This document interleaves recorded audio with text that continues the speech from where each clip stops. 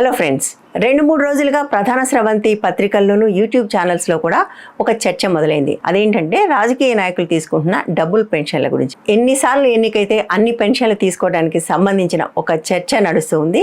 దీనికి ప్రధానమైన కారణం WD గణేష్ అనే ఒక యువకుడు ఇట్లా డబుల్ పెన్షన్లు తీసుకోవటం సరికాదు, ఒకళ్ళకి ఒకటే పెన్షన్ ఉండాలి అని ఒక ప్రయత్నం చేస్తున్నాడు సోషల్ మీడియా ద్వారా. అతనే నిజానికి RTI నుంచి సమాచారం సేకరించి అందరి దగ్గరికి కూడా వెళ్ళాడు. మనతో కూడా ఆ సమాచారాన్ని షేర్ చేసుకున్నాడు. అతన్ని ప్రధానంగా 2 కంటెన్షన్స్, ఒకటి ఎమ్మెల్యే గాను ఎంపీ గాను పెన్షన్ తీసుకోవడం సరికాదనేది, రెండోది సూపర్ రిచ్ పీపుల్ అంటే చిరంజీవి లాంటి వాళ్ళు, అశోక్ గజపతి రాజు లాంటి వాళ్ళు, TG వెంకటేష్ లాంటి వాళ్ళు, నాదెండ్ల భాస్కర్ రావు లాంటి వాళ్ళు, వీళ్ళందరూ కూడా ట్రిపుల్ పెన్షన్స్ తీసుకుంటున్నారు. వీళ్ళు ఒకటే తీసుకోవాలి, దీనికోసం చట్టం తీసుకురావాలి అనేది ప్రధానంగా అతని కంటెన్షన్. కానీ ఒకసారి ఈ విషయంలోకి దిగితే తీగలాగితే డొంక కదిలింది అంటారు కదా, అట్లా ఇంకా చాలా విషయాలు బయటపడ్డాయి. తవ్విన కొద్దీ చాలా ఆసక్తికరమైన విషయాలు ఉన్నాయి. అవి పంచుకోవడం కోసం నేను ఈ వీడియో చేస్తున్నాను. నిజానికి చాలా కాలంగా దీనికి సంబంధించి ఒక వివాదం నడుస్తుంది. ఎమ్మెల్యేలు ఎంపీలు తమ జీతాలని విపరీతంగా పెంచుకోవటం పట్ల ఒక్కరోజు ఎమ్మెల్యేగా కానీ ఎంపీగా కానీ పనిచేసినా కూడా జీవితం అంతా పెన్షన్ తీసుకోవటం పట్ల చాలా కాలంగా ఒక వివాదం ఉంది. అయితే ఇది ఇండియా స్పెషల్ అని చెప్తే మీరు ఆశ్చర్యపోతారు. ఎందుకంటే ప్రపంచంలో ఏ దేశంలో కూడా ఇటువంటి పరిస్థితి లేదు. ఒక్క భారతదేశంలో మాత్రమే ఒక్కరోజు ఎమ్మెల్యేగా ఎంపీగా ఉన్నప్పటికీ కూడా వాళ్లకు జీవితాంతం పెన్షన్ వస్తుంది. వాళ్ళకు మాత్రమే కాదు, వాళ్ళు చనిపోతే వాళ్ళ స్పౌస్కి కూడా జీవితాంతం ఫుల్ పెన్షన్ వస్తుంది, హాఫ్ పెన్షన్ కాదు. అంటే గవర్నమెంట్లో 35 ఏళ్ళు 40 ఏళ్ళు పనిచేస్తే రిటైర్మెంట్ తర్వాత వచ్చే పెన్షన్లో స్పౌస్ చనిపోతే మిగిలిన స్పౌస్కి హాఫ్ పెన్షన్ మాత్రమే వస్తుంది.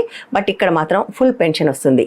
ఒక్క ఇండియాలో మాత్రమే ఒక్కసారి ఎన్నికైతే ఎప్పటికీ పెన్షన్ రావటం మాత్రమే కాదు, దానికి ఆ ఎమ్మెల్యేలు కానీ ఎంపీలు కానీ ఏమీ కంట్రిబ్యూషన్ చేయాల్సిన అవసరం లేదు. దీనికి సంబంధించిన డీటెయిల్స్ నేను స్క్రీన్ మీద ఇస్తాను, ఒకసారి చూడండి. సో దీని ప్రకారం కేవలం ఇండియాలో మాత్రమే ఒక్కసారి ఎంపీగా కానీ ఎమ్మెల్యే కానీ ఎన్నికైతే టర్మ్ అయిపోయిన వెంటనే ఒక్కరోజు పనిచేసినా కూడా పెన్షన్ మొదలవుతుంది. కానీ దానికోసం ఆ ఎమ్మెల్యే కానీ ఎంపీ కానీ ఏమీ కంట్రిబ్యూట్ చేయాల్సిన పని లేదు. అదే UK విషయానికి వస్తే వాళ్ళకి కూడా లైఫ్ టైం పెన్షన్ ఉంటుంది, కానీ వాళ్ళు తప్పనిసరిగా కంట్రిబ్యూట్ చేయాలి.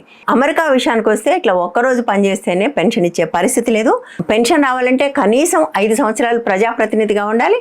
అంతేకాదు పెన్షన్ కూడా 62 సంవత్సరాల తర్వాత మొదలవుతుంది.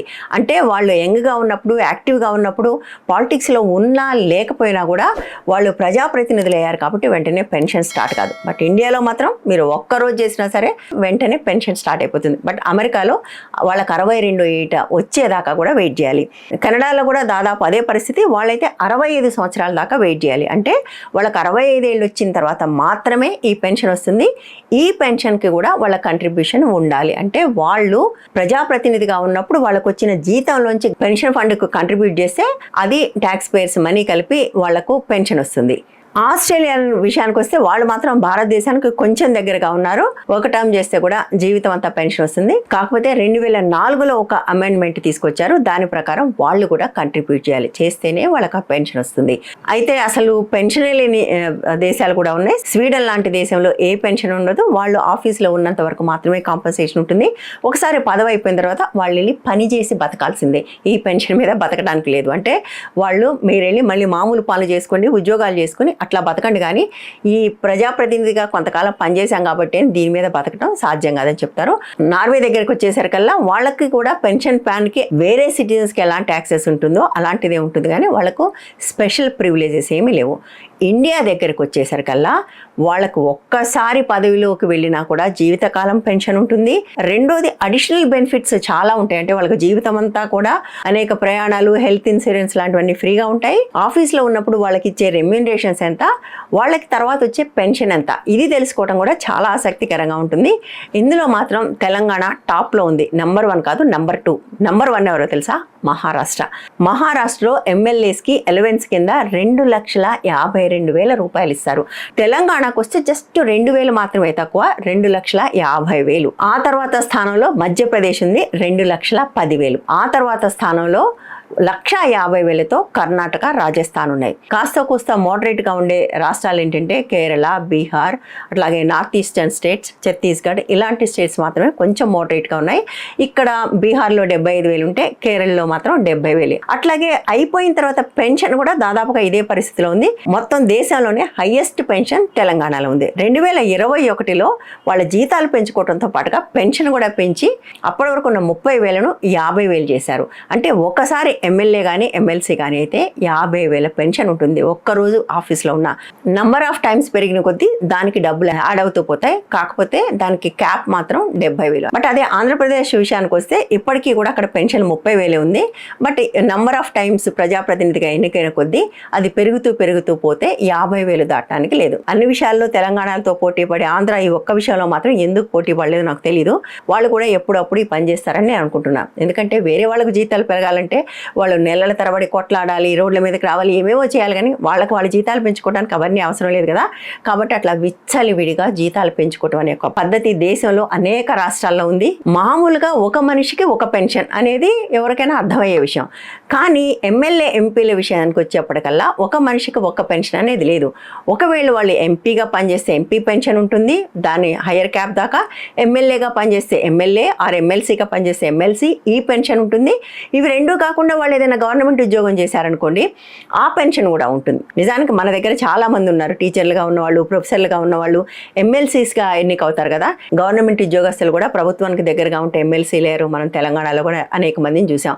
సో వాళ్ళందరికీ కూడా ఈ ఎమ్మెల్సీ పెన్షన్ వస్తుంది, వాళ్ళు చేసిన గవర్నమెంట్ ఉద్యోగం పెన్షన్ కూడా వస్తుంది. వాళ్ళు నంబర్ ఆఫ్ టైం ఎమ్మెల్సీస్గా చేశారనుకోండి, నంబర్ ఆఫ్ టైమ్స్కి సంబంధించిన ఇంక్రీజ్డ్ పెన్షను ప్లస్ వాళ్ళ గవర్నమెంట్ పెన్షన్, 2 పెన్షన్లు కూడా వస్తాయి. సమాజంలో అన్నీ ఉండి, అన్ని అవకాశాలు ఉండి, చాలా కంఫర్టబుల్గా ఉండి, చాలా పెద్ద మాటలు మాట్లాడే వాళ్ళు కూడా ఏమాత్రం సంకోచించకుండా ఈ 2 పెన్షన్లు తీసుకుంటున్నారు. వాళ్ళలో చాలా మంది మీకు నాకు తెలిసిన వాళ్ళు కూడా ఉన్నారు. అయితే అసలు పెన్షనే లేని రాష్ట్రాలు కూడా ఉన్నాయి. అందులో ఒకటి గుజరాత్. ప్రజాప్రతినిధిగా ఉన్నంత కాలం మాత్రమే రెమ్యూనరేషన్ ఉంటుంది, అయిపోయిన తర్వాత వాళ్ళకి ఎటువంటి పెన్షన్ ఉండకూడదని ఒక నిర్ణయం తీసుకున్నారు. కాబట్టి గుజరాత్లో ఒక్కచోట మాత్రమే పెన్షన్ లేవు. బట్ వేరే చోట్ల కొన్ని రాష్ట్రాల్లో పెన్షన్లు ఉన్నా కూడా అవి కేవలం పేరుకు మాత్రమే. అలాంటి వాటిలో నాగాలాండ్ అన్నిటికంటే తక్కువ పెన్షన్ 8,000 మాత్రమే వస్తుంది. 5 ఏళ్ల కంటే ఎక్కువ ఉంటే సంవత్సరానికి 500 మాత్రమే పెరుగుతుంది. అట్లాగే కేరళ పెన్షన్ కూడా మోడరేట్గా ఉంటుంది, ఎమ్మెల్యే రెమ్యూనరేషన్ లాగా. ఎమ్మెల్యే రెమ్యూనరేషన్ 70,000 ఉంటే పెన్షన్ విషయానికి వస్తే తెలంగాణలో లాగా ఒక్కరోజు చేసిన ఫుల్ పెన్షన్ కాదు. 2 ఏళ్ల కంటే తక్కువ చేస్తే 8,000 మాత్రమే వస్తుంది.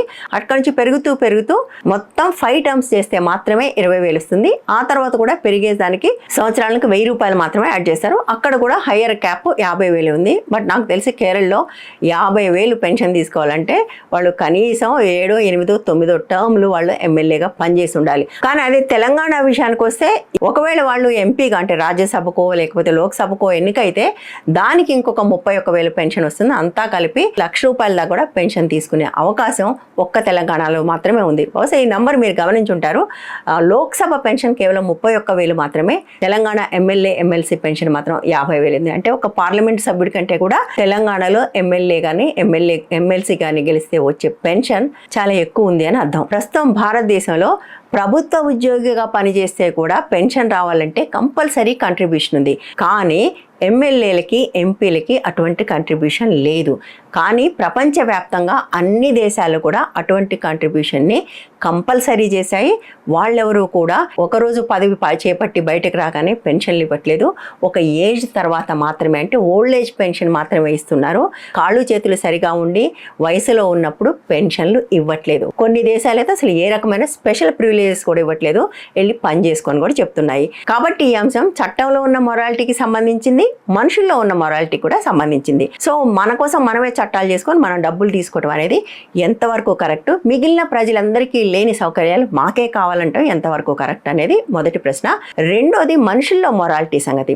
గణేష్ లేవనెత్తినట్టుగా రిచ్ పీపుల్ అంటే అశోక్ గజపతి రాజు లాంటి వాళ్ళు, చిరంజీవి లాంటి వాళ్ళు, టీజీ వెంకటేష్ లాంటి వాళ్ళు, అంటే వేల కోట్ల రూపాయలు ఉన్న వాళ్ళు, రిచ్ పీపుల్ కూడా పెన్షన్ల కోసం ఎందుకు కక్కుర్తి పడుతున్నారు అనేది మనం ఆలోచించక తప్పదు. కావాలంటే ఈ పెన్షన్ తీసుకోనని చెప్పే చెప్పే అవకాశం కూడా ఉంది. మన తెలుగు వాళ్ళలో గణేష్ ఇచ్చిన సమాచారం ప్రకారం అట్లా పెన్షన్ తీసుకోకుండా దాన్ని వదులుకున్న వ్యక్తి ఒకే ఒక్కడు దగ్గుపాటి వెంకటేశ్వరరావు. నిజానికి ఆయన రాజ్యసభకు వెళ్ళాడు, అనేక సార్లు ఎమ్మెల్యేగా కూడా గెలిచాడు. బహుశా ఆయనకు 2 తీసుకుంటే 1,00,000 పైనే పెన్షన్ వచ్చే అవకాశం ఉంది. బట్ ఆయన అన్ని పెన్షన్లు వదులుకున్నారు. కాబట్టి ఎవరైనా వదులుకోవాలి అంటే వదులుకునే అవకాశం ఖచ్చితంగా ఉంది. గుమ్మడి నరసయ్య లాంటి వాళ్ళు, లేకపోతే త్రిపుర ముఖ్యమంత్రిగా పనిచేసిన మాణిక్ సర్కార్ లాంటి వాళ్ళు ప్రజాసేవలోనే ఉండి ఆస్తులేమీ సంపాదించుకోకుండా పనిచేశారు. కాబట్టి అలాంటి వాళ్ళు పెన్షన్ తీసుకుంటే ఒక అర్థం ఉంది. కానీ కోట్లాది రూపాయలు ఖర్చు పెట్టి ఎమ్మెల్యేలుగాను ఎంపీలుగాను గెలిచి ఆ పదవిని అడ్డం పెట్టుకుని ఇంకా 1,000 కోట్ల రూపాయలు సంపాదించి ఆ తర్వాత కూడా ఈ పెన్షన్కి కక్కుర్తి పడే వాళ్ళని చూసి ఏమనుకోవాలి? ఇలాంటి ప్రజాప్రతినిధులకు నిజంగానే ప్రజా సంక్షేమం వాళ్ళ మనసులో ఉంటుందని అనుకుంటున్నారా? అసలు ఈ పెన్షన్లే ఎత్తివేయాలి, అన్లెస్ తమకు ఈ పెన్షన్ లేకపోతే గడవదు అని చెప్పుకుని అప్లై చేసుకుంటే తప్ప అసలు ఈ ఎమ్మెల్యేలకి ఎంపీలకు గుజరాత్లో తీసేసినట్టుగా అందరికీ పెన్షన్లు తీసేయటం అనేది సరైందని మీకు అనిపించడం లేదా? కనీసం ఈ ఒక్క విషయంలోనైనా గుజరాత్ను అందరూ ఫాలో అవ్వాలని నేను కోరుకుంటున్నారు. అదే గుజరాత్ నుంచి వచ్చిన వ్యక్తి ప్రధానమంత్రిగా ఉన్నారు కాబట్టి పార్లమెంటు సభ్యులకైనా వర్తింపజేస్తే బాగుంటుంది. ఏమంటారు మీరు? కామెంట్స్లో చెప్పండి.